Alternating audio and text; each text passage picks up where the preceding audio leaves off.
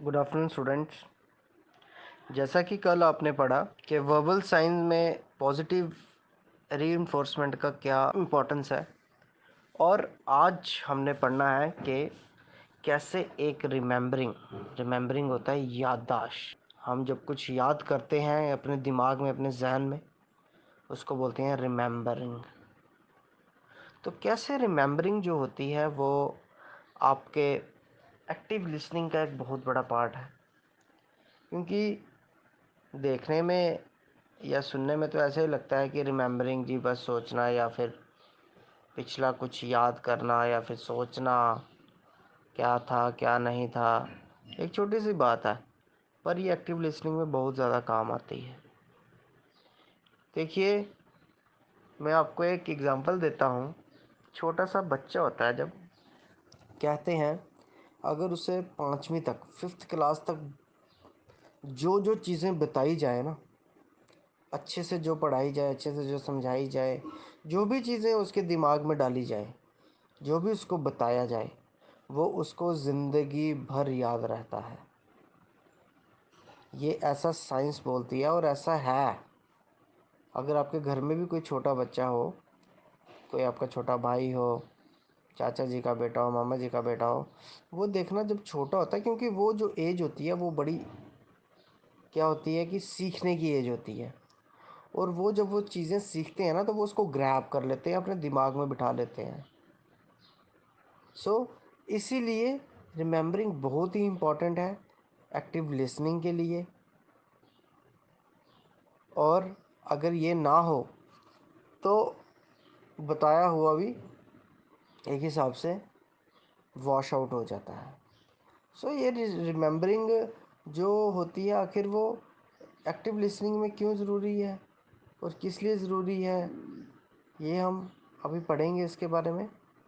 सो कहता है first point, the human mind is notoriously bad at remembering detail. हमारा दिमाग जो होता है, एक इंसान का जो दिमाग है, वो जब चीज़ों को याद करता है, कई लोग जो हैं इसमें बहुत ही थके हुए होते हैं। थके हुए मतलब कि वो उनको याद ही नहीं रहता है, भूल जाते हैं मोस्टली। क्यों? आज का जो टाइम है वो बहुत फास्ट है, लोग पिछली चीज़ें याद ही नहीं रखते हैं, क्योंकि स्ट्रेस है आज के टाइम में।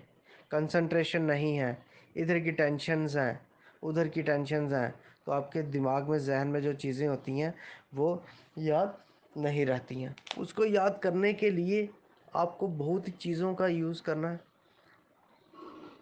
सबसे पहले लिसनिंग पे ध्यान देना है, हेयरिंग पे नहीं।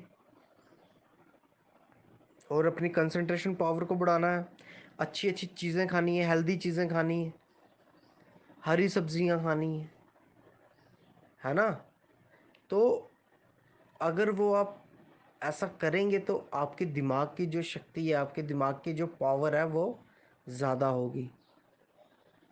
जिससे क्या होगा कि आप ज़्यादा अपना दिमाग आपका जो है वो पुरानी चीज़ों को स्टोर करके रखेगा, आपके जहन में रखेगा। और जो कोई भी चीज़ कोई पूछता है कि 10 दिन पहले क्या था, उस टाइम क्या था, तो आप फटक से बता दो कि हाँ उस दिन ऐसा हुआ था, या कुछ भी है। ठीक है। और आपके लिए तो बहुत इंपॉर्टेंट है, क्योंकि आप स्टूडेंट हो। आपकी रिमेंबरिंग पावर इतनी तेज़ होनी चाहिए कि आपको फटक से जब भी कोई क्वेश्चन पूछा जाए, आप उसका फटक से आंसर दें कि ऐसा है। तो उसके लिए एक सिंपल सा है, मैं आपको बताने जा रहा हूँ आज। सुबह उठिए, रात को क्या करना है आपने कि बादाम होते हैं, बादाम, उसको पानी में डिप करके रख देना है, और अखरोट को पानी में डिप करके रख देना है तोड़ के। और सुबह उठते ही आपने 2-4 बादाम, पर बादाम कैसे खाना है, छिलका उतार के, और अखरोट जो आपने पानी में डिप किया है वो खाना है सुबह। तो आपकी जो रिमेंबरिंग पावर है वो तेज़ होगी। ये एक इसका इलाज है कि आपने अपनी कैसे रिमेंबरिंग पावर को तेज़ रखना है। क्योंकि हमारा दिमाग जो होता है वो अलग अलग चीज़ों में बिज़ी रहता है, उसको पुरानी चीज़ों का ध्यान नहीं रहता है। ठीक है। सो कह रहा है specially for any length of time, जब बड़ा ही अरसा हो जाता है हम कोई चीज़ याद करने लगते हैं, हमें याद ही नहीं आता है। तो ऐसा नहीं होना चाहिए, हमें चीज़ याद रहना चाहिए। हाँ, कभी कभार एक्सीडेंटली कभी हो जाए तो वो एक अलग बात है, पर हमें रिमेम्बरिंग होनी चाहिए, क्योंकि यही टाइम है।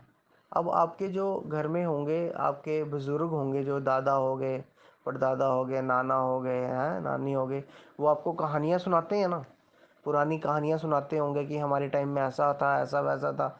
अब देखो उनकी रिमेम्बरिंग पावर क्यों तेज़ है, क्योंकि उन्होंने अच्छा खाया है, हाइजीन खाया, मतलब कि उन्होंने एकदम ताज़ा खाया है, खुराक खाई है, अच्छी अच्छी चीज़ें खाई हैं, ठीक है, और जिनसे उनको पुरानी चीज़ों का याद रहा है अभी तक।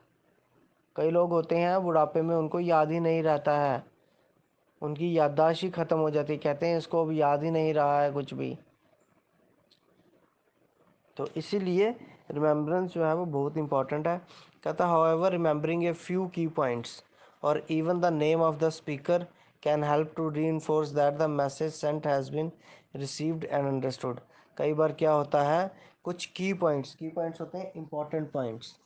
इंपॉर्टेंट पॉइंट्स अगर आपको याद हैं, और या तो even the name of the speaker, अगर आपको उस टीचर का नाम भी याद है जिसने आपको कुछ पढ़ाया हो, कैन हेल्प टू रीइंफोर्स, ये आपकी हेल्प करता है किस चीज़ में, कि मैसेज क्या उसने दिया था और आपको क्या उसमें समझ आई थी। So that is listening has been successful. जब ऐसा कभी हो तो क्या होता है कि हमारी जो लिसनिंग है, सुनने की पावर है, वो सक्सेसफुल हो जाती है। इसका एग्जांपल मैं आपको देता हूँ। जैसे आप समझ लो आपने फिफ्थ या सिक्स्थ में कुछ पढ़ा है और आप अभी हो ट्वेल्थ में। आपको अगर कोई चीज़ पूछ रहे हैं, आपने उसका फटक से जवाब दे दिया और आपने साथ में बता दिया कि ये हमें जो है फिफ्थ में उस टीचर ने पढ़ाया था उस टाइम पे, जो आज तक हमें याद है। तो इसका मतलब ये होगा कि आपकी लिसनिंग कामयाब हुई है। हम कभी भी कहते हैं ना कि उसने हमें बताया था कि ऐसा नहीं ऐसा होता है, तो उस इंसान ने जो बताया था उसकी जो चीज़ों पे जब अमल करते हैं लोग, जब, तो फिर उसको पता लगता है कि हाँ मेरी जो बताई गई चीज़ें हैं वो आज कहीं काम आ रही हैं, और लिसनिंग में जो है वो सक्सेसफुल हुई है। So this is all for today. तो आपने क्या करना है बच्चों, मैंने आपको बताया, अपनी रिमेम्बरिंग पावर को तेज़ रखिए ताकि आपको अच्छे से याद रहे हर चीज़, ठीक है। Thank you and have a nice day.